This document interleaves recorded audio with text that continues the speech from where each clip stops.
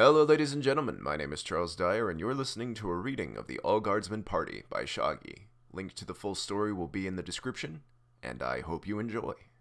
And as always, stay alive out there.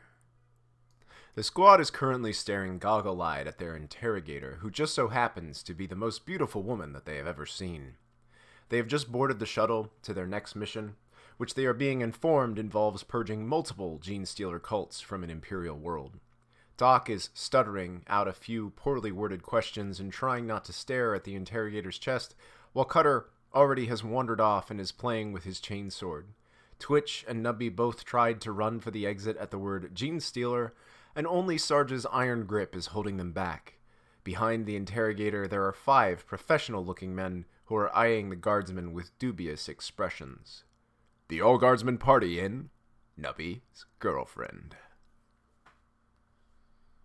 So no shit, there we were, heading out to fight the foes of the Imperium under the command of the hottest woman within several cubic light years.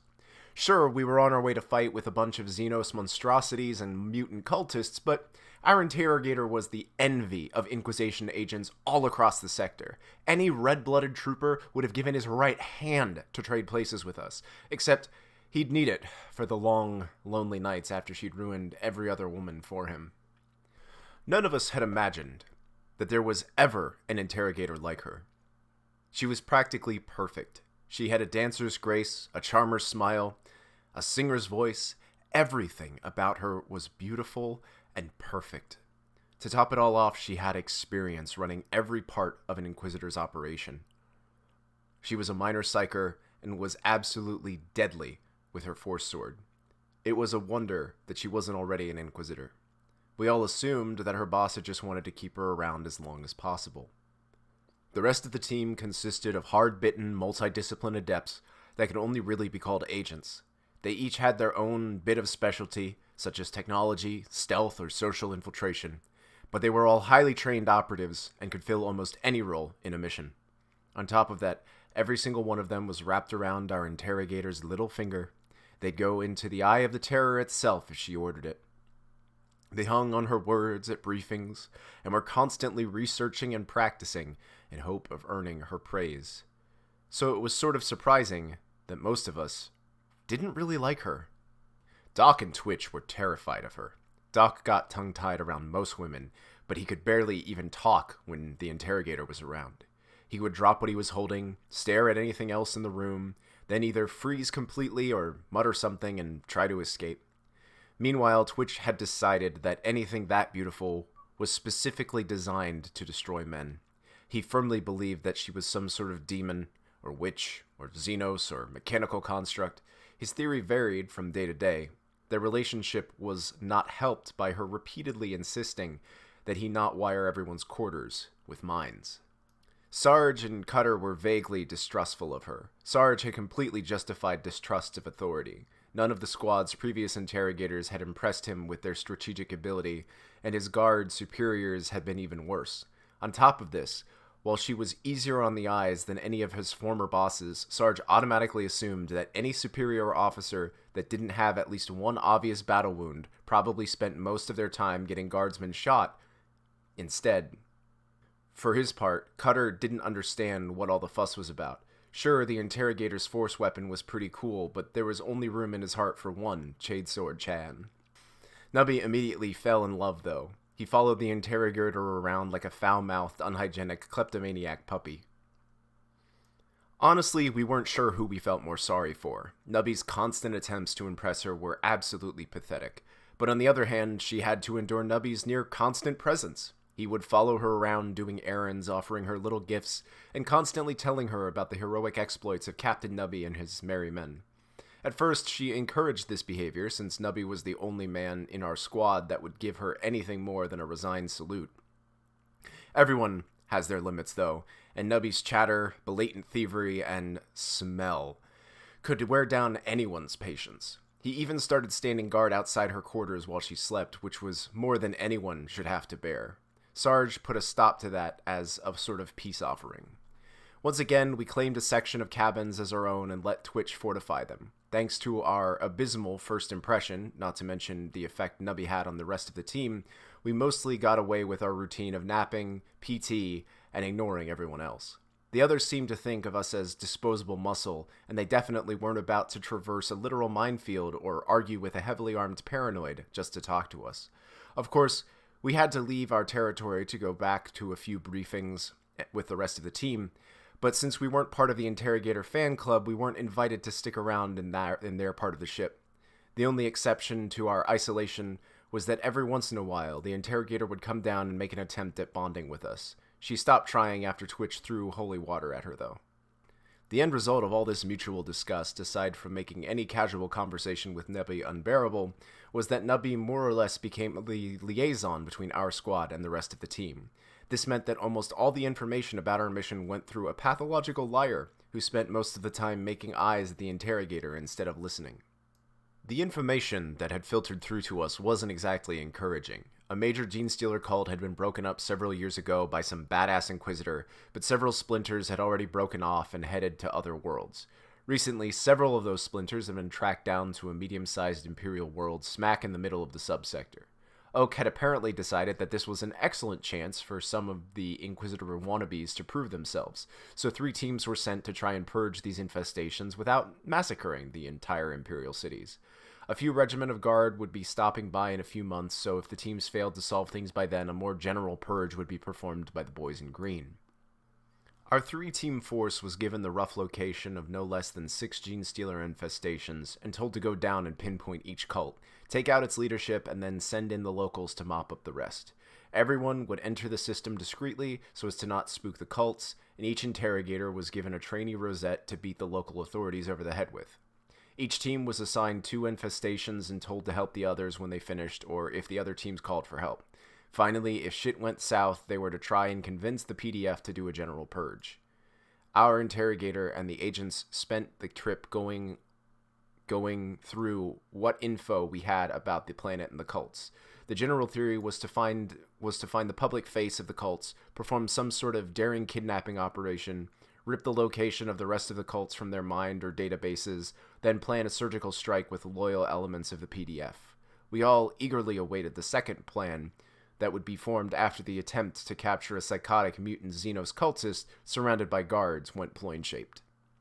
We touched down in a fair-sized city and immediately set up a base in a pretty ritzy house. Apparently, the Inquisition wasn't skimping on this mission. The agents all started going out on their little fact-finding missions, infiltrating political groups, examining real estate records, hacking databases, and in the Interrogator's case, attending extravagant parties. We were not invited on any of these missions on the grounds that we were so unstealthy that just being in the same general area would blow their cover. The lack of invitation didn't stop Nubby from attending these parties, though. One can only imagine the disgust on the Interrogator's face when he kept showing up mid-party in clothes he'd mug off of a servant or drunk knob. Since we didn't have anything better to do, we mostly lounged around, ate bad fast food, kept the vehicles in order, and generally transformed a beautiful townhouse into an Imperial Guard firebase. We had been in transit for several weeks, and now we had been told to stay at a base while the rest of the team did the investigating. While any guardsman appreciates downtime, Sarge wasn't a fan of troopers sitting around with nothing to do. He stepped up the schedule of our drills, and we all helped Twitch fortify the place. This eventually got us in trouble with the Interrogator, since apparently surrounding a house with razor wire counts as breaking cover, even if you cover it with decorative shrubbery. Our relationship with the rest of the team was definitely getting a bit strained. Cutter got yelled at for doing sword drills in the middle of the night. Apparently some of the agents had trouble sleeping while someone was revving a chainsword and screaming obscenities at a trading servitor. They were also underappreciative of Sarge holding 5 a.m. PT in the backyard and Doc's insistence that everyone submit to a thorough physical. The real problems were Twitch and Nubby, though. Of course, Twitch was doing his usual thing, but unlike our previous teams, the agents had no appreciation for a properly secured perimeter. After an agent ignored the posted directions and had to be rescued from a depressed landmine, there was a big fight between Twitch and the Interrogator. His perfectly valid points about perimeter security, posted instructions, and the relative safety of mechanical dual-action mines compared to motion-activated ones were dismissed. In the end, he had to remove all the booby traps outside the squad's headquarters, even the non-lethal ones.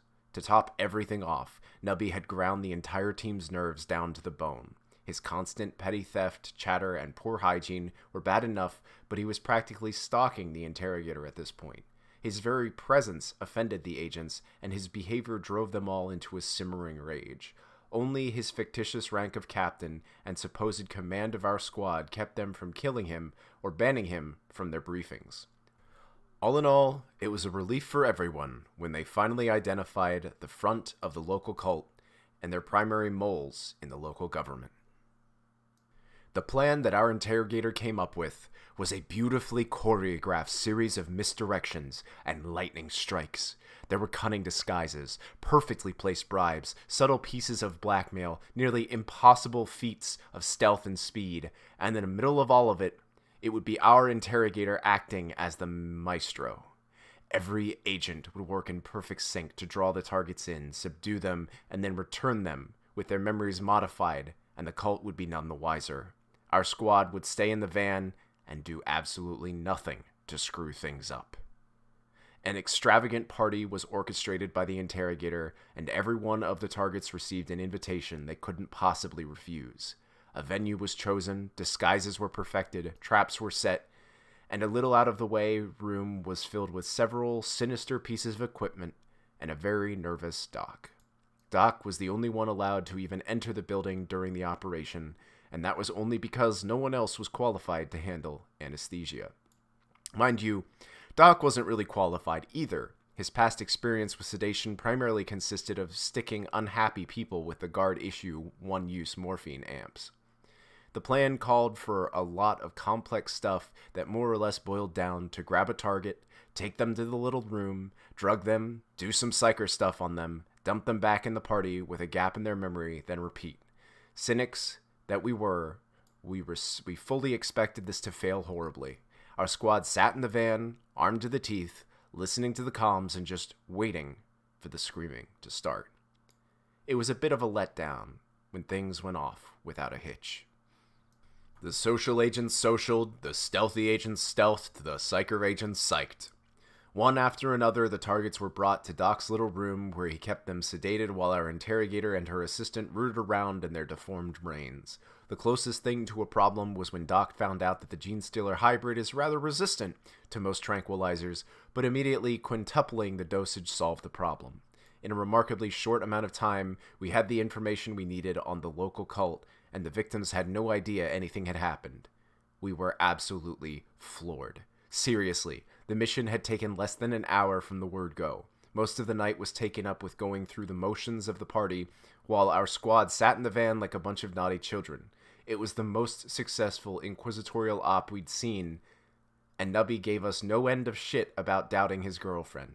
He was so goddamn insufferable that we eventually kicked him out of the van and told him to go stalk the interrogator or something for the rest of the night. The data gained from the party was used to create a detailed list of targets for surgical strikes by the local authorities. The list was packaged with several strategic suggestions and dire warnings about the consequences of failure, then sealed with the interrogator and handed off to a few powerful local officials who were believed to be trustworthy. We got to come along and watch as these packages were delivered. The snooty bastards nearly shit themselves when they were shown the interrogator's rosette. The interrogators sealed the packages and instruct the locals to only open them if ordered to do so by somebody with an imperial rosette. That done, we all packed up, sent a coded message to other teams informing them of our success, and headed for the next cult location. A less stalwart bunch of guardsmen would have started to doubt their cynical view of the world, but we had earned every bit of cynicism with blood, sweat, and tears. Like hell, we were going to give it up for something as trifling as a single successful mission. We comforted ourselves with the thought that nothing that perfect could be done twice. We told ourselves that the next stop was practically guaranteed to have a colossal fuck-up, even if we had to supply it ourselves. Boy, were we right. We moved to another of the major cities on the planet, and once again we set up shop in an incredibly posh house. We went about guardifying it while the rest of the team did their intel gathering things, but we were much more restrained this time. The success of the previous mission had been humbling. The team had put up with our shit and performed like professionals. The least we could do was be civil. That's not to say that we were any more fond of the interrogator or any less sure of the impending disaster. We just didn't see the point in deliberately pissing off the rest of the team while they worked. Even though we were acting more restrained, our paranoia had been ratcheted up several levels by the success. It was just a morose sort of paranoia. Something was inevitably going to go wrong, but no one would ever listen to us or let us take perfectly reasonable security measures, so we just stewed on our makeshift barracks and prepared for all the complex plans to fall apart and dump everything in our laps. Our mood was not improved by Nubby periodically coming in and rambling about his lady love.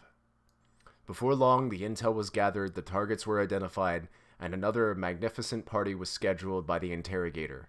Once again, the interrogator and her agents put together an incredibly complex plan which would pull one target after another into their little interrogation room manned by Doc. There was little differences here and there, but it really was the same plan as the last time, right down to us grumpy guardsmen sitting in the van where we couldn't get into trouble. We paid careful attention to the briefings this time, quietly tracking all the way things could go wrong. When it was over, we retreated to our quarters and started making our own contingencies. We had plans for stopping escaping targets. We had plans for intercepting cultists hunting our team. We had plans for holding off reinforcements. Hell, we even had plans for if the interrogator and the psyker agent both simultaneously turned into demon host. Sure, these plans were more or less apply a las fire and explosives until it stops being a problem, but boy, did we have them. The team was amped up and ready for another perfect op. Well, at least Nubby, the agents, and the interrogator were. But after several days of morosely speculating about what would or could go wrong, our squad had the general attitude of condemned prisoners. We weren't sure what would be worse. Even if a tenth of the paranoid worries came true, we were all going to die horribly. But if everybody went perfect again, we'd probably have to kill ourselves or join the interrogator fan club with Nubby. Most of us considered death to be the better option. On the night of the party, our squad piled into the van with so much military hardware that we clinked when we walked. We had lasguns and melee weapons, ammo and med packs, several different types of grenades, and more det packs than even Twitch thought we needed. When a guardsman feels a sense of doom in the air, munitions are his security blanket. Doc was sent off to his little room with a batch of super heavy tranquilizers that he had prepped after the slightly difficult last time.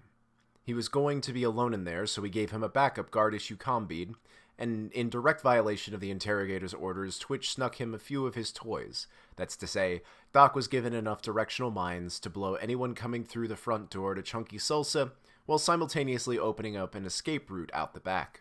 We sat in the van, jittering and waiting for either the impending disaster or the most embarrassing moment of our lives. This op would make us, break us, or quite possibly kill us. All we could do was listen to the comms and wait to see which. You should have seen the look on Sarge's face when the elevator that the stealthy agent was on suddenly reversed directions and smashed him into the top of the shaft. Grinning like schoolboys, we started piling out of the van, even before the agent's scream was cut short by the inevitable splat. As we sprinted for the building, we all felt a deep sense of satisfaction as two of the agents reported they were being followed, and Sarge almost started laughing when the interrogator's order to abort was interrupted by a gurgling scream and comms going down. Twitch actually did start laughing when Doc reported hostiles approaching his position and his intention to blow the mines, then rendezvous with us in the ballroom. We hit the front doors right as Doc's mines went off. As the explosion shook the building, we kicked in the door, butt-stroked the Renacrop standing guard, and headed for firing positions. Nubby and Twitch sprinted up to the balconies to lay down covering fire, while Sarge and Cutter started forcing a path through the crowd. It was complete pandemonium in the ballroom. The crowd was panicking, gunfire was coming from several directions, and the hostiles were almost identical to the rest of all the partygoers. One agent was already down. Another was pinned behind some pillars, and as we got into position, we saw that the interrogator retreat to our side of the door with 3 cultists in pursuit. Nubby and Twitch made quick work of the cultists they could see and started sweeping the crowd for hostiles and the original targets. Sarge and Cutter finally made it through the crowd to the surviving agent, where they found several cultists pretending to be guests and waiting for a clear shot. Cutter hit them in the rear and started making cultist hamburger, while Twitch and Nubby shot anyone who didn't run from the madman with a sword. Sarge took his chance to run in and grab the pinned agent before more hostiles showed up. The ground team was pulling back towards the front doors when the rescue agent spotted one of the targets in the dwindling crowd and broke away from the group. Swearing under their breaths, Sarge and Cutter ran after the agent as he closed on a spectacularly fat man. The panic in the room covered the sound of the agent's approach, and he managed to land a decent hit with his stunner, but the fat man wasn't completely incapacitated. With startling speed, he popped back onto his feet, locked eyes with the agent, and started to draw a weapon. Before he could kill the paralyzed agent, Cutter hit him like a truck and started repeatedly clubbing him over the head with the flat of his chainsword. Once the fat man stopped moving, Sarge pulled Cutter off and the whole group headed for the exit, dragging the fat man behind them. Twitch saw the cultists' follow-up assassins enter the room before anyone else immediately nailed 2 of them, prompting the rest of to dive into cover. Thinking fast, Sarge took cover behind the wobbling folds of the incapacitated target and dragged Cutter and the other agent down with him. They hunkered down behind the makeshift barricade and hoped to the Emperor that 200 kilos of blubber would stop small arms fire. It turned out that enough fat is just as good as a bunch of sandbags, and luckily, the cultists didn't have anything heavier than a few handguns. Twitch and Nubby picked off most of the cultists, and the last few decided to stick in cover and wait for reinforcement. Sarge was considering releasing Cutter to launch a flanking attack on them when Doc poked his head through the door behind the cultist. Doc ducked back out of the room, and we all did our best to keep attention off of him for a few seconds. Before long, he stepped out of the door, calmly walked up to a pair of cultists, and tranked them, while behind him, the last missing agent walked in and headshotted the final cultist. The room was empty except for us now, so Twitch and Nubby dropped down from the balcony, and everyone gathered together to plan the next move. The fat man was thoroughly dead. It turns out that no amount of body mass will let you live through being used as a meat shield against half a dozen handguns. To our surprise, the 2 cultists that Doc had so thoroughly tranked were dead too. Apparently, they weren't as gene-stealery as the previous targets had been, and the quintuple strength trank had instantly killed them. In fact, a quick examination didn't turn up anything gene-stealery about them. They had a vague feeling that this was important, but since it wouldn't help us survive the current shitstorm, we filed it away for later. Since we were the ones with working comms, Sarge took operational command. The 2 surviving agents were told to fall in behind us, and we made our way out of the building. Theoretically, we should have tried to find the rest of the team first, but we knew one of the agents was dead, and judging by the comm traffic, the others were too.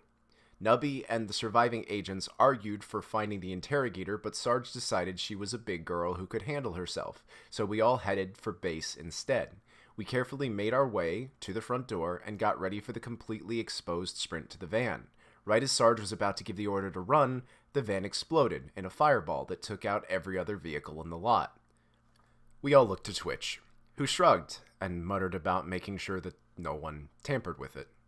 So no shit, there we were, standing outside a building full of corpses, most of which we were responsible for, with no vehicle, no form of inquisitorial identification, and the rapidly approaching sound of sirens. Judging by the arm that landed next to Doc, a bunch of cultists had tried to mess with our van, and ran afoul of Twitch's perimeter defenses.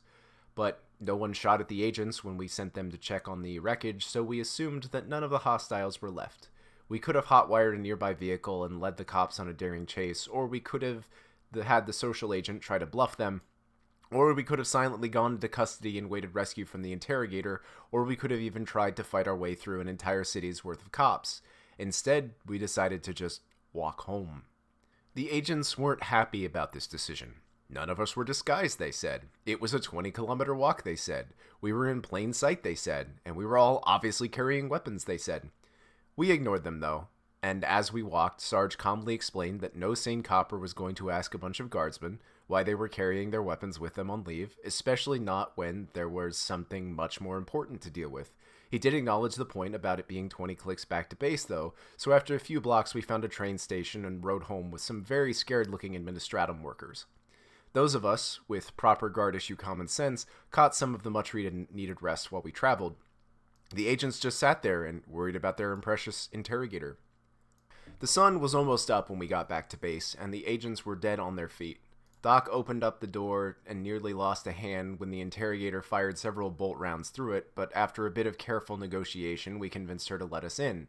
She seemed surprised that we had survived. It was a bit insulting, really. After the interrogator put the bolt pistol down, we all filed in, and Sarge gave the squad's report.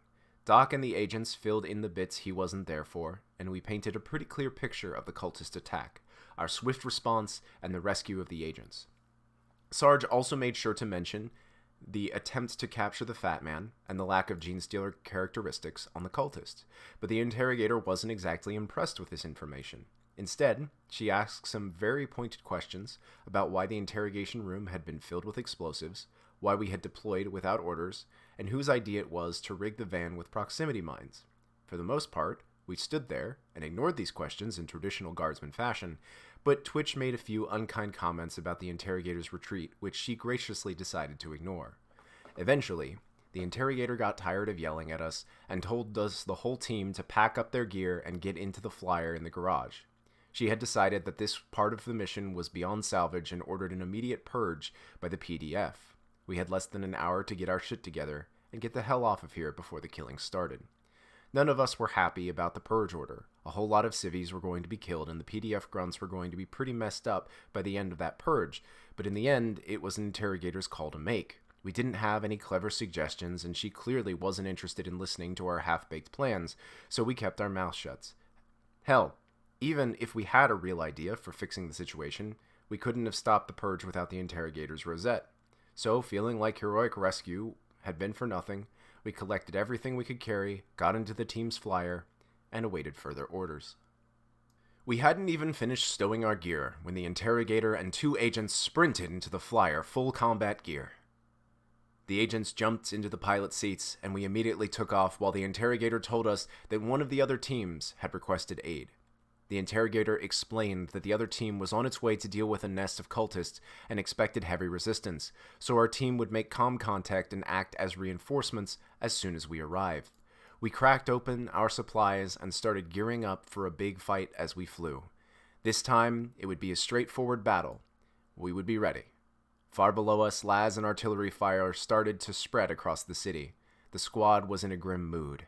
Thousands, if not millions of Imperial citizens were dying below us, and it was all because our team had botched a single op. We looked back on the sense of smug satisfaction we felt when the interrogator's plan had failed, had fallen apart, and we felt a little bit ashamed. This wasn't just about proving ourselves right and keeping our asses safe. There were millions of lives on the line here.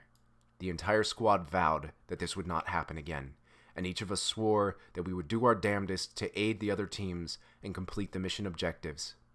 Except Twitch, that is. Instead, the gosh darn nutter swore that he would put a stop to the interrogator's nefarious plans to harvest his precious bodily fluids. Doc hit Twitch and told him to stop plotting to kill our superior officer unless Sarge told him to. We were all locked, loaded, and ready for action when we entered the other team's territory, and the interrogator made comm contact. She reported that the second team was pinned down in a building by several well-armed cultists, and hostile reinforcements were probably on the way. We would land on a nearby roof, get into position, then take out the attackers and any other cultist while the team inside finished their mission. The agents would stay in the flyer and give air support if needed. As soon as the flyer touched down, we fanned out across the edge of the roof and started setting up one hell of a sneak attack. The targets below us were obviously professionals. They were spread across several pieces of cover, had military-grade weaponry, and were maintaining fire discipline. Since these guys were head and shoulders above the cultists we had fought earlier, Sarge ordered us to hold fire and pick off targets for a massive opening salvo. Before any of us could finish setting up our shots, though, the interrogator ran to the edge of the roof and started pouring bolt fire into the cultists below.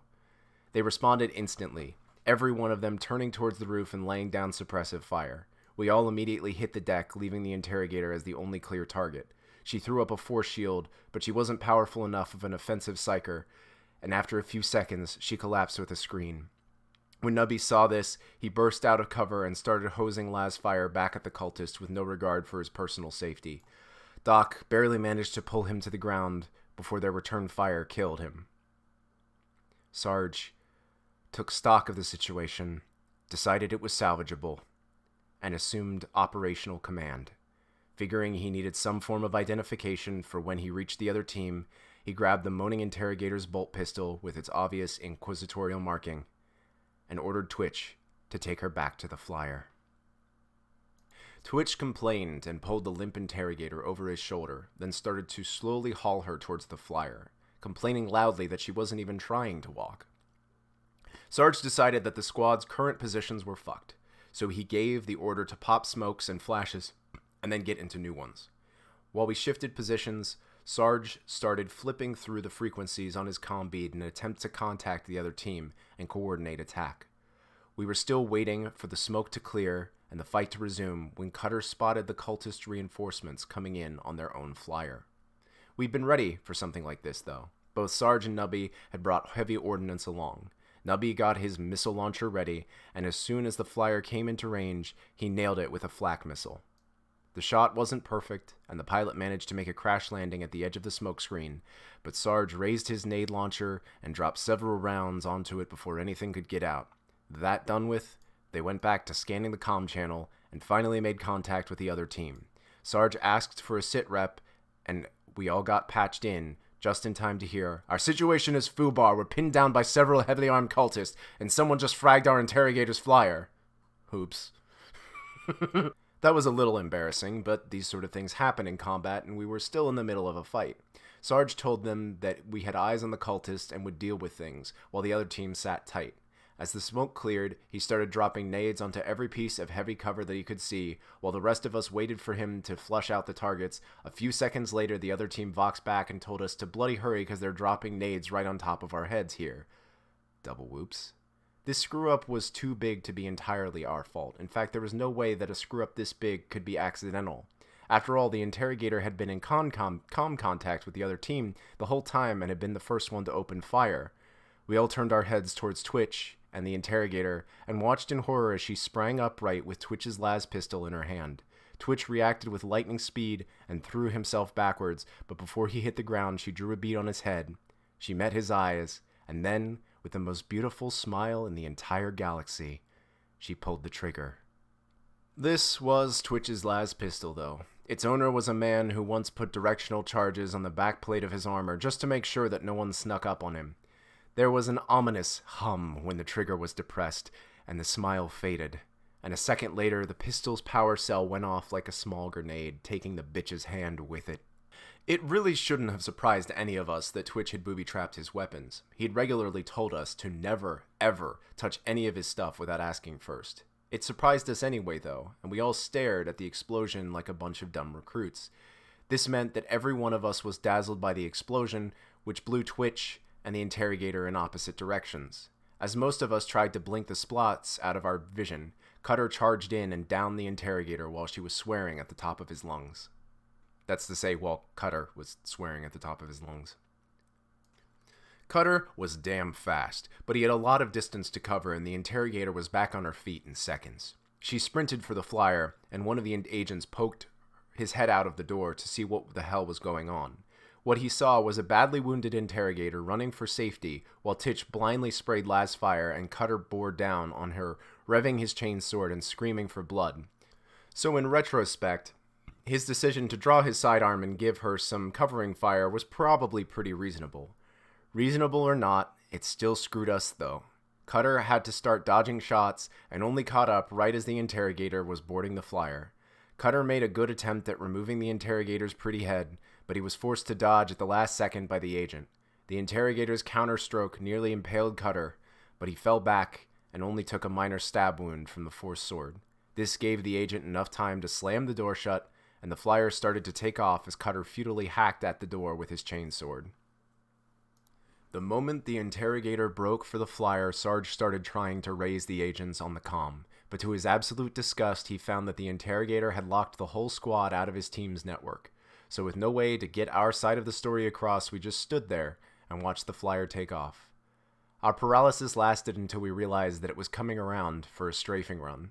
It didn't surprise any of us that the agents had sided with their precious little interrogator. Later on, we might try to bring them around, but right then, they were sheltering our enemy and trying to kill us. We all scattered and managed to avoid the first salvo from the flyer's nose gun. Thinking fast, Doc grabbed the missile launcher from the stunned Nubby and loaded our backup flak round. Doc wasn't exactly a pro at using the heavy weapon, but it was pretty near miss, and he definitely got a chunk of the flyer. Sarge supplemented this with some airburst grenades from the launcher, and between the two of them, we convinced the flyer that we weren't worth the trouble. It turned tail and limped away into the distance as we all stood there and tried to figure out what the hell just happened. We were brought back to reality by the sound of fighting from the street below. The cultists in the building were laying heavy fire onto the poor buggers that we'd done our level best to team kill. Doc went to see the slightly crispy Twitch and slightly stabbed Cutter, while Sarge and Nubby pumped the rest of the squad's grenade and missile launcher rounds into the building. This went a long way towards convincing the other team members that our previous attacks had been a misunderstanding. The barrage of explosives pretty much leveled the building, and none of the surviving cultists decided to stay and fight. Neither our squad or the team below was in a position to give chase, so we all withdrew and tried our best to sort everything out over the comm. We explained the situation as best we could, and mostly, thanks to a former guardswoman on their team, we eventually convinced them that this was all our interrogator's fault. The problem was that we really didn't have any idea about what to do about it. We were just a bunch of grunts, and the other team was down to a guardswoman, a psyker, an arbite, and a pair of badly wounded clerics. Apparently, the interrogator and all their team's nerds had been on the flyer that Sarge and Nubby had blown to pieces. We blamed that one on the agents in the flyer when they asked who it was that had shot it down.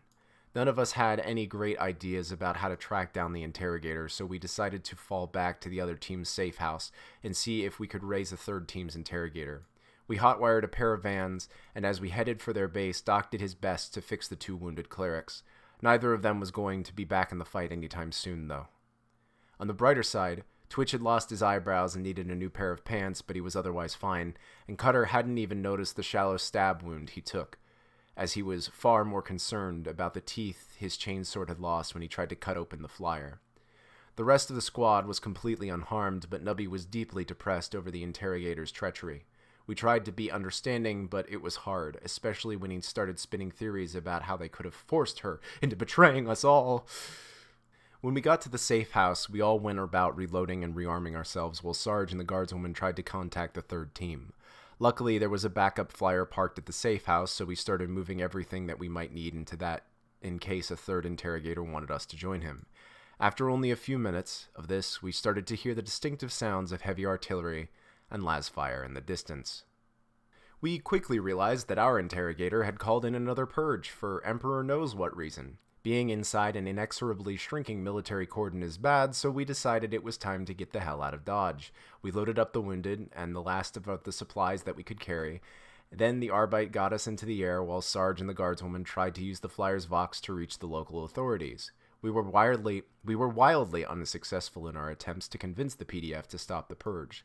Their orders had been given someone with a genuine inquisitorial rosette, and the Emperor helped the man who defies the Inquisition. Sarge failed miserably when he tried to explain that we were the Inquisition, as without a rosette to prove it, no one would believe him. We considered going back to look for a second team's rosette, but since the interrogator had been wearing it when we blew it to pieces, that idea was quickly abandoned. Eventually, the PDF must have reported our attempts to stop the purge to the interrogator because they suddenly got very interested in where we were voxing them from. We quickly deactivated our vox in case they could trace it, and watched the fireworks below us while we made our way towards the third team's last known position. We spent a lot of time talking during the flight. None of this shit made any sense to us, and we had no idea what to do about it. Initially, we asked Twitch what the interrogator's plan was, since he'd been the one that she was sure was planning to kill us the entire time, but he quickly devolved into theories about precious bodily fluids. Nubby wasn't any help either. He kept insisting that this was all some sort of misunderstanding and the interrogator was a sweet girl who would never hurt a fly. We weren't going to get anything useful out of them, so we put our heads together with the rest of the team and tried to figure shit out.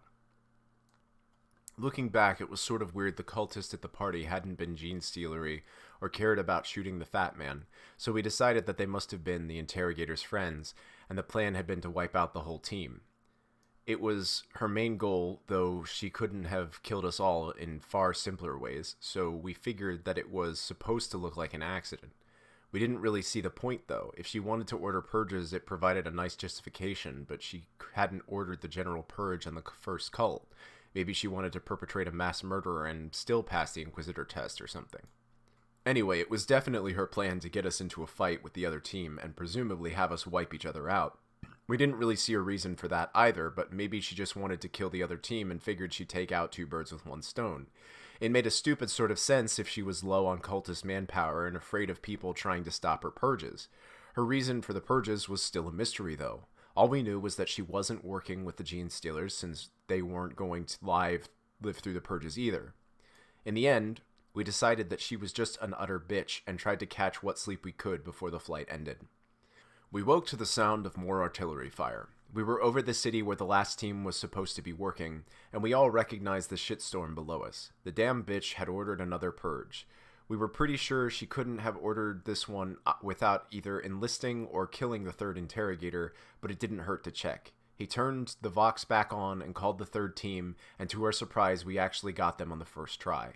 Sarge immediately explained that our interrogator had gone nuts, tried to get us killed and the other team, and was running around ordering mass purges for generic, evil reasons.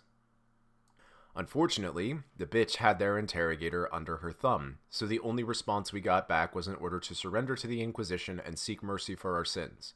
That was bullshit, so we turned the Vox back off and started to debate the merits of catching a ride back to Oak Ship, hanging out on some tropical island until this all blew over, or even getting a job on a rogue trader. Our boss was an evil bitch who got off on ordering mass purges, and nearest other official was totally whipped by said evil bitch. Several major cities were being needlessly genocided, and no one on this damned planet would listen to us unless we had one of their rosettes. Everything was a horrible, bloody mess, and it shouldn't have been our job to sort it out. Our plans for desertion came to a sudden halt when the psyker from the second team started freaking out. We hadn't known this psyker for very long, but he didn't seem like the type to randomly start screaming, so while Doc saw to him, we started looking out the window and checking the sensors for anything warpy going on. The problem quickly became apparent. A pair of massive glowing lines shot in different directions across the ground under us. A second later, this was followed by dozens of smaller lines which formed eldritch symbols all across the city below.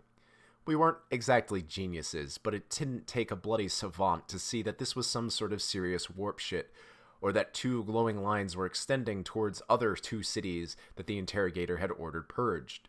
Even though none of us were sure what was going on here, everyone was pretty sure this was all her fault. The situation was going to shit at incredible speed. The only thing we could think to do was to try to get our hands on one of the two remaining rosettes and use it to tell everyone to stop being retarded. So we stayed on course for the third team's base and hoped that both interrogators would still be there. While we flew, everyone geared up for a fight.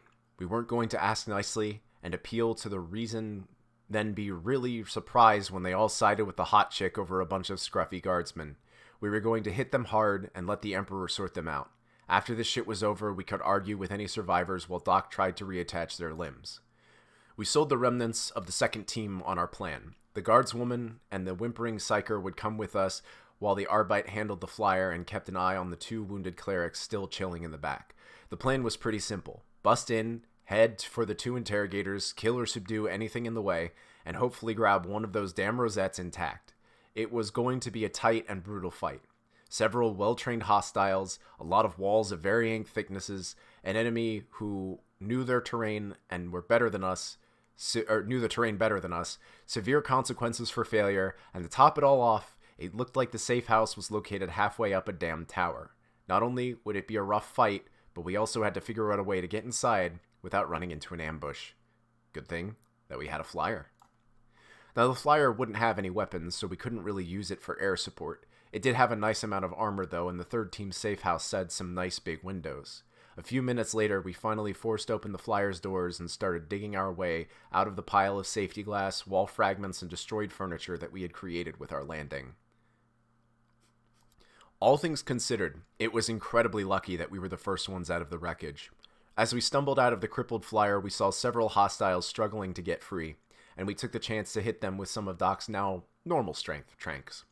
We congratulated ourselves on successfully breaching the perimeter without even killing any of the other inquisitorial agents. Probably. Truly, we were the pinnacle of professionalism. After we finished patting ourselves on the back over our dynamic entry, we formed up and started making our way deeper into the safe house. We knew how to clear a building and had plenty of flash grenades, so we moved from room to room at a steady pace, flashing, sweeping, and securing. The first few rooms were all empty, but before long we ran into a pair of adepts who practically shit themselves when we flashed them. We clubbed them down, secured their hands and feet, and then asked them a few questions about where exactly everyone was. The adepts were actually very helpful. They made a few feeble attempts to defy us, but after Sarge hauled them both to a window and pointed out the glowing shit both adepts came about to our way of thinking.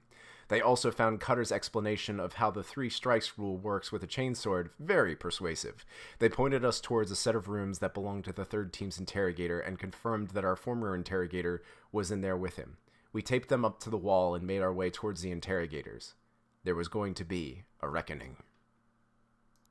There are 2 good ways to clear a hostile building. You either want to hit it hard and fast with several teams working together to take out the enemy before they concentrate their forces, or you want to move in stealthily and take out a small group of enemies while avoiding major ones. Unfortunately, the small size of our team and our arrival via crashing a flyer meant that these good options weren't really possible. We were stuck with the sort of almost okay option of just moving carefully and praying to the Emperor that we'd spot the inevitable ambush before it was sprung. Unfortunately for us, we didn't spot the ambush. We methodically worked our way towards the room where the interrogators were supposed to be. We had it down to a science. Every room went the same. Check the door, get into position, flash, storm, realize the room was empty, and move to the next door. The lack of opposition was unsettling, and we were all sitting on pins and needles when we got to the door that was sturdier than any of the others that we'd seen. If the adepts had been telling the truth, both the interrogators were inside. We got into position, readied our weapons, while Twitch checked the door for traps and quietly unlocked it. Sarge got a firm grip on the handle, cocked a flash, cracked the door open, and tossed it through. Before we even started to close the door, the grenade bounced off of something in midair, sailed right back through. Sarge managed to get out an "oh shit" before the flash went off about 8 inches in front of his face. Sarge's shout triggered the bone-deep reflexes that all guardsmen develop, and the rest of us managed to turn away. Everyone was still dazzled and deaf, but at least we weren't completely blind. Also, our turn had meant that just happened to be looking in the right direction when 2 agents dropped in through the ceiling.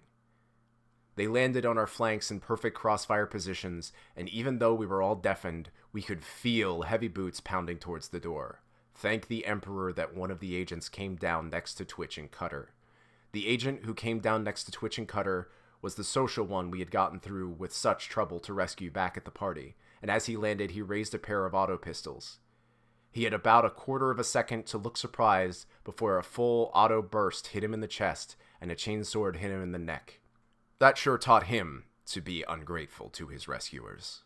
The second agent landed next to the guardswoman and Psyker, neither of whom had reaction times as good as Twitch and Cutter. Before the guardswoman managed to raise her las gun, the agent landed a brutal kick on her head, raised his auto gun, and opened fire on the Psyker and Nubby. The poor bastard didn't have a chance to do anything, but his death gave Nubby the split second he needed. With a Weasley speed, Nubby got behind the collapsing Psyker and held him up like a shield while he sprayed the agent with wild las fire. The Emperor was with Nubby. Several of the unaimed shots hit the agent, and Doc's follow-up salvo finished the job. The entire fight had taken just a few seconds, and the smoke from the flash was still fading as the second agent crumbled to the ground. The Psyker was dead. The guardswoman was groggily cursing the dead agent. A barely conscious Sarge was lying on the floor, but the rest of us were okay. We had about 2 seconds to take stock of the situation before the door burst off its hinges and landed squarely on top of Sarge. The door was followed by a pair of heavily armored Arbites carrying shields and shock mauls. Shields raised, they stood right on top of the door and looked really confused when they saw an entire squad of guardsmen facing them with weapons raised. There was a brief pause while the Arbites realized that the agents were already dead, and we all stared feebly at the feebly cursing lump being crushed under a heavy door, and the 300 kilos of Arbites. Then Cutter ran in with a scream, and the fight was on. Cutter did most of the work this time. There was no good way to use a suppression shield to stop both Lasfire and a maniac with a chainsword. The Arbit on the left made a decent attempt at it, though. He held off several strikes from Cutter and shots from Twitch and Doc, while his buddy kept Nubby with the guardswoman from shooting him in the back. He couldn't keep it up, though. A thrust from Cutter's sword nearly made it through, and the Arbit parried with the strike right into the buddy's back. and the Arbite parried the strike right into his buddy's back. The wounded Arbite staggered forward and removed over 100 kilos of meat and armor from Sarge's back. With a roar of rage, Sarge pushed himself upward and managed to unbalance the Arbite that was on top of him. We all seized the opportunity, and several volleys of las fire got past the Arbite's shields, ending the fight. While the rest of us restrained the badly wounded Arbite and hauled them out of the way, Sarge slowly pushed himself off the floor. With a pained groan, he got his feet under him and lifted the reinforced door, complaining about its weight and cursing the Arbites in general, as he did so. Right as Sarge managed to get upright, his curses were interrupted. A pair of bolt rounds came through the doorway and slammed into the remains of the door that was on his back. The door took the brunt of the damage, but Sarge was thrown forward and slammed into the wall head first. This was the final straw, and Sarge slipped into unconsciousness as Doc hastily grabbed him and dragged him out of the line of fire. From inside the room, we heard the third team's interrogator yell at us to surrender in the name of the Holy Inquisition. A quick peek revealed that both he and the bitch were holed up behind a makeshift barricade and they both had their bolt pistols trained on the door. So no shit, there we were, standing outside a room containing a pair of hostile and well-armed interrogators, manning a prepared position and with no non-com to tell us what to do. Up to now, we had always looked to Sarge when the going got tough, but he was out for the count. Twitch and Nubby immediately started arguing with each other. Cutter sat on one of the wounded Arbites and worked on dislodging a piece of armor from his chainsword.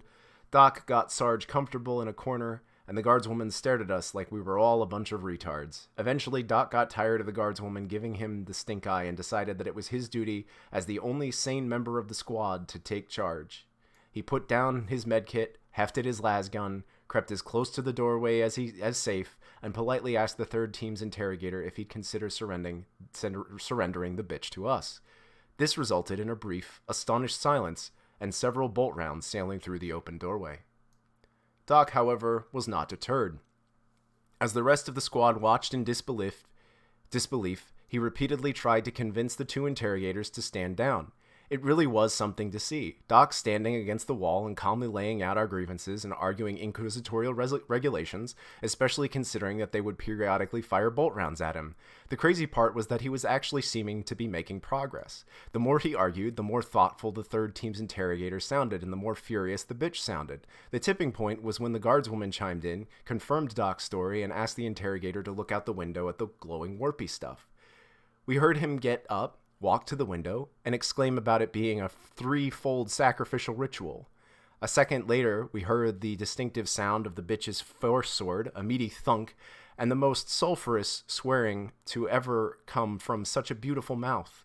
The good news was that there was just one hostile interrogator now. Diplomacy wasn't going to work this time, though Nubby made a few attempts which only resulted in more swearing and bolt fire. We wanted to just rush her, but our former interrogator was a damn good markswoman, and none of us were keen on trading shots with her. We started trying other things, like grenades and blasting holes in the walls. Unfortunately, we quickly discovered that the walls were too sturdy to blast through without collapsing the building, and she bounced every grenade back with her damn telekinesis. The best we could do was pop a smoke on our position and hope it wafted towards her. We were running out of options that wouldn't result in one of us getting shot when Doc remembered the Arbite's shield.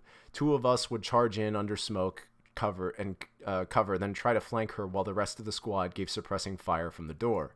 Hopefully, the shields would hold long enough for us to get close enough to her to allow the rest of the team a chance to move forward. Cutter was an obvious choice for rushing in, but it surprised the hell out of us when Nubby volunteered to carry the other shield. This behavior wasn't very suspicious coming from Nubby. We reminded him that the interrogator was a heretical super bitch, but he just wouldn't listen. He insisted that she was a nice girl who just got stuck running with bad crowd. He pointed out that she tried to kill us. All he said was that most of our superior officers had too. We pointed out that she had killed the other interrogator. He said that we'd been planning to do that too, so we wouldn't judge her for it. Finally, Doc pointed out that she had stabbed Cutter and would stab Nubby too if she got the chance. Nubby maintained that lots of people have stabbed Cutter. I'm not worried. I think she's fine and likes me deep down. We gave up at this point and just gave him the damn shield. With any luck, Cutter would get to her first and chop off her head before Nubby had a chance to be retarded. We got ready, popped the smoke, and Nubby and Cutter ran towards the opposite sides of the room. Cutter was faster by far, but right as he got close to the interrogator, landed a grenade at his feet while staggering him with bolt rounds. Cutter leapt backwards in time, but the blast still sent him and his shield flying across the room. Nubby took advantage to the distraction, though. We all heard clangs as he clubbed the bolt pistol out of her hand, and another as he knocked her to the ground. The rest of us started moving forwards, but stopped in sheer shock when we heard the interrogator surrender to Nubby. She admitted that she had been forced to work against the Imperium by evil heretics who would kill her if she disobeyed, and she just wanted to be safe. We cleared the smoke and watched in amazement as he reached down and helped her up, quietly telling her that she'd make it out if she worked with us. He'd protect her from all the bad people. No one would ever hurt her again. Then, in a fluid movement, she drew her foresword, swung it in a circle, and bolted for a large security door at the end of the room as Nubby fell to the ground, screaming. Twitch and the guardswoman opened fire on her as she ran, but her damned shield held out just long enough for her to pass through the door and lock it behind her. Doc ran over to Nubby and found him lying a full meter from his legs. It was a bad wound, but the cut had been across the thighs, not the belly. Thinking fast, Doc put a tourniquet on both of his legs and started a blood transfusion. While he worked, he lectured Nubby about the importance of critical thinking and listening to other people's advice. Twitch, the guardswoman, and the moderately wounded Cutter walked over to the security door to see if they could get through it. To their surprise, it wasn't an escape passage, it was a panic room. A little fiddling got the comm screen working, and they were treated to the sight of a furious interrogator sitting in the middle of a small rune-covered room with a bloody sword in hand. A bit more poking let them find the transmit switch, and Twitch formally placed the interrogator under arrest and ordered her to turn over her rosette and any bodily fluids that she had stolen. She burst into hysterical laughter at this. To everyone's surprise, the interrogator actually started monologuing once she had finished laughing. Her defeat by a band of dubiously competent guardsmen had apparently unhinged her. Her brethren had spent years preparing this ritual. The blood of innocents slain by their very protectors would fuel a warp storm which could tear the entire blah, blah, blah. I'm a heretical super bitch, blah, blah. When she started ranting about the glory of chaos, Twitch, Cutter, and the guardswoman quickly became bored and walked away from the intercom, leaving an infuriated interrogator shouting about being able to watch us all die to the horrors of the warp before they claimed her. While the guardswoman went to help Doc and Cutter guarded the security door, Twitch wandered over to the headless interrogator. He poked the dead man with his lasgun in the official guardsman method of determining the ickiness of a corpse, then begrudgingly started going through the man's pockets when the guardswoman shouted at him to stop being a pansy. Twitch found the rosette pinned to the interrogator's high collar. Well, most of it. The top quarter of the little device was feebly sparking with a puddle of blood spreading from the severed head.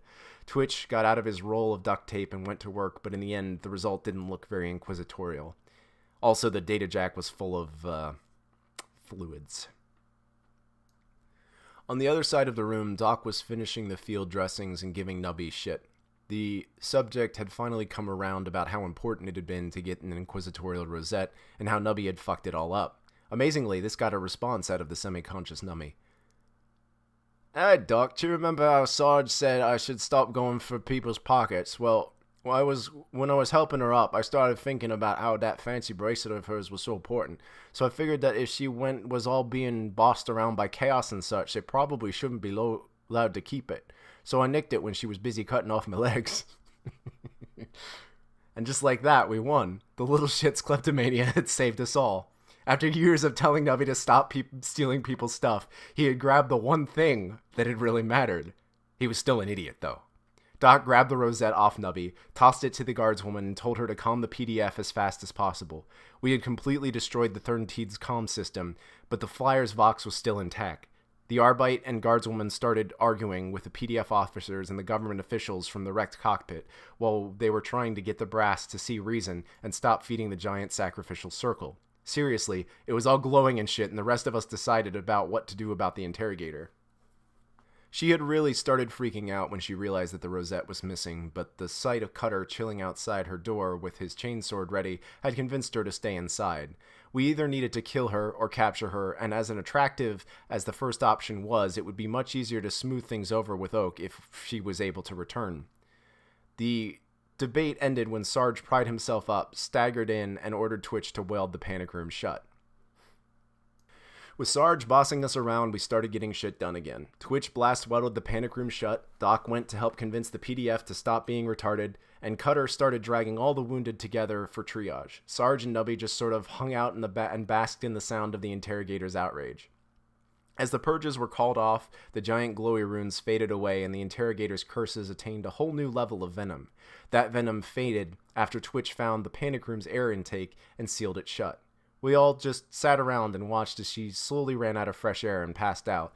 Then we waited a bit longer. When Doc finally decided that she was either comatose or too hypoxic to cause trouble, we cut the doors, dragged her out, tranked her, and left her in Doc's capable hands. Sarge became the de facto interrogator at this point. The second team had been reduced to 2 functional members, and what remained of the third team was being restrained by a few dozen rolls of duct tape until the situation could be explained to them. A flyer was requisitioned, and Sarge took the guardwoman and the Arbite to go sort everything out with the local authorities, while everyone else stayed in the wrecked tower. The situation was explained in broad terms. A cordon was to be put around all 3 cities, and the surgical strikes in the sealed orders were to be carried out, but no more mass purges would be done until a fully certified inquisitor ordered it. Sarge told all the brass and bigwigs to just sit tight and wait for the guard regiment to arrive with their senior inquisitor. They'd be able to sort out the Chaos Rune bullshit and decide whether the Gene Stealer cults warranted a full purge. We used the Rosette to requisition a ride from the Navy. We made sure everything was sort of stable before we left, but as far as we were concerned, our mission now consisted of getting the interrogator back to Oak as soon as possible. The guardswoman who had helped us through the last battle decided to stay with the Arbite and the 2 wounded clerics, and the rest of the third team. The local authorities needed the help of some people who knew how to deal with Gene Stealers and how they worked, while they waited for the Inquisitor to show up. After Sarge had requisitioned our ride home and convinced the Navy we were serious people, he handed the Rosette over to her. Hopefully, she would keep things from going all to shit before help arrived. As a sort of afterthought, we formally invited her to hang out with our regiment if she ever got back to base. That done, we packed up our gear, wounded dumbass, and sedated interrogator. Then we got the hell off that planet. Sedating a person for a long period of time doesn't really work. They tend to spontaneously die or just not wake up. This isn't an issue if you have a stasis pod, but that's not something you can get on most Imperial frigates, so we had to improvise a bit. Letting the interrogator sit in a cell was an invitation to disaster. It wouldn't be a day before she convinced some swabby to let her out, so we went with the cold-hearted medical route. Doc brushed up on his reading, got the senior ship surgeon to lend him a hand, and in this case, hands meant doing most of the procedure for him, and installed a shunt in the interrogator's spine. This more or less paralyzed her from the nose down, and combined with psychic dampener, it made her stop causing trouble. She was kept in our private medbay next to Nubby. The Force Sword had done something nasty to Nubby's legs. It was going to take augmetic surgery to get them back, but he was remarkably cheerful about the whole thing. He spent most of the journey talking to the interrogator and telling stories of our adventures, keeping her spirits up and all that. He thoroughly enjoyed having someone to talk to who didn't tell him to shut up or stop lying. Doc taught the interrogator how to communicate via blinking as sort of an experiment during the trip, but all she ever said was, "Kill me." Nubby thought this was needlessly grim and redoubled his efforts to cheer her up. When we finally got back to Oak's spacefaring inquisitorial school, Sarge handed over a report of the squad's adventures and refused to budge until a senior interrogator confirmed that the report had been read and collected the interrogator. Nubby was sad to see her go and hoped that she would come to visit them after the Inquisition helped her with all the bad men. We were all released from our quarters on Oak's ship except for Nubby, who got sent to the medical wing to start getting fitted for a pair of augmetic legs. We were finally able to relax in the company of our fellow guardsmen, but we weren't able to get into the proper spirit of R&R, see, drunk. Since we knew that Oak would call us for a debriefing the moment we started drinking, he didn't keep us waiting long, though. Before the week was over, we were summoned to his office to give a full report. Sarge and Doc did their best to explain everything while Twitch and Cutter kept their damned mouths shut, and to our surprise, Oak believed every word. He questioned a few things and asked for clarification several times, but he believed every bloody word we said. At the end of the debriefing, he told us the interrogator was being turned over to the Ordos Malleus for interrogation, and that we were never to speak of her again. This suited us fine, and we all started congratulating ourselves on a job well done. Then he offered Sarge the rank of interrogator, and a chance to advance to full Inquisitor. The entire squad went to bat for Sarge when we heard this. Cutter expressed his lack of faith in Sarge's combat abilities. Twitch pointed out that his lack of proper inquisitorial suspicion. Doc raised the question of Sarge's overall physical fitness and mental fortitude, and from his comm link in the medbay, Nubby raised the question of Sarge's lack of ethics and history of petty theft. None of us could condone elevation of such a pitiful specimen to the rank of interrogator. It would dishonor the entire Inquisition. In the face of all of these perfectly valid arguments, Sarge regretfully declined Oak's offer. He just wasn't good enough to be an interrogator. So he'd have to settle for being a simple sergeant. A very bemused Oak acquiesced to Sarge's rejection. If the man's best friends didn't think he was interrogator material, that would be the end of it. So he finished the debriefing and set us on our way. We went and drank until we puke, and then we puked until we passed out, except for Nubby, who was stuck in medbay eating and drinking nothing but nutritionally balanced meals, the poor little bugger. Our R&R binge lasted for quite a while, but eventually it came to an end. We geared up for our next mission, but unfortunately, Nubby was still struggling with his augmetic legs. Learning to walk on artificial legs is a long and arduous process which not everyone can master, but Nubby had faith and assured us that he'd keep at it while we went on our next mission. Luckily, there was an open post in the quartermaster's department of the ship. It would be the perfect job for him while he got his feet under him, as it were. We left medbay after that discussion with heavy hearts. None of us had exactly liked Nubby, but we couldn't imagine deploying without him. Where the hell would we get our ammo from? He always seemed to have fresh packs for us. As we got back to our barracks, we were greeted with familiar voice. Sitting in the middle of the room was the Rupert, complete with a shiny augmetic arm, and Alfred at his back. He was chatting with Crisp, one of the few surviving flamer experts in our regiment, and seemed to be enjoying himself immensely. In a jolly voice, he invited us over and told us he wanted our help on a little trip down to the colonies to sort out a spot of theological trouble. According to him, it was positively benighted down there with not a single illuminated thinker on the whole planet. No one to point them toward the light of the Emperor. You might call the case dark heresy and what. We gathered our kits, followed him out. After all, we knew that there were definitely worse interrogators out there.